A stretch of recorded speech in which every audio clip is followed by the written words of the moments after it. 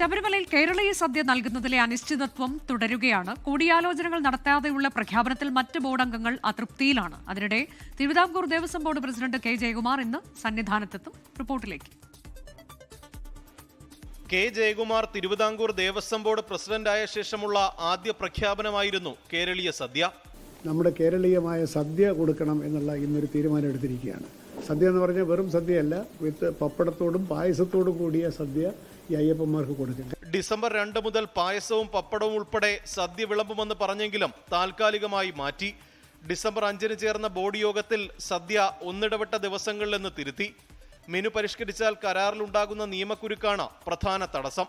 സദ്യയുടെ rate സംബന്ധിച്ച ഇനിയും ധാരണയായില്ല. പാചകത്തൊഴിലാളികളെയും കിട്ടാനില്ല. അതേസമയം കെ ജയകുമാറിന്റേത് എടുത്തുചാടിയുള്ള പ്രഖ്യാപനമെന്ന് മറ്റംഗങ്ങൾക്ക് അഭിപ്രായമുണ്ട്. സദ്യ വിളമ്പുന്നതിൽ ബോർഡ് ഉത്തരവിറക്കിയിട്ടില്ല. ദേവസ്വം കമ്മീഷണറുടെ കുറിപ്പിന്റെ അടിസ്ഥാനത്തിലാണ് നിലവിൽ മുന്നോട്ട് പോകുന്നത്.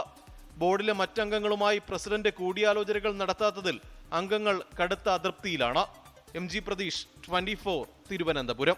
ലോകത്തെവിടെയായാലും ഏത് സമയത്തും 24 വാർത്തകളും ഓഗ്മെന്റഡ് റിയാലിറ്റി പാക്കേജുകളും എക്സ്പ്ലെയിനറുകളും വിശദമായി കാണാൻ ഞങ്ങളുടെ യൂട്യൂബ് ചാനൽ നിങ്ങൾക്ക് സബ്സ്ക്രൈബ് ചെയ്യാം.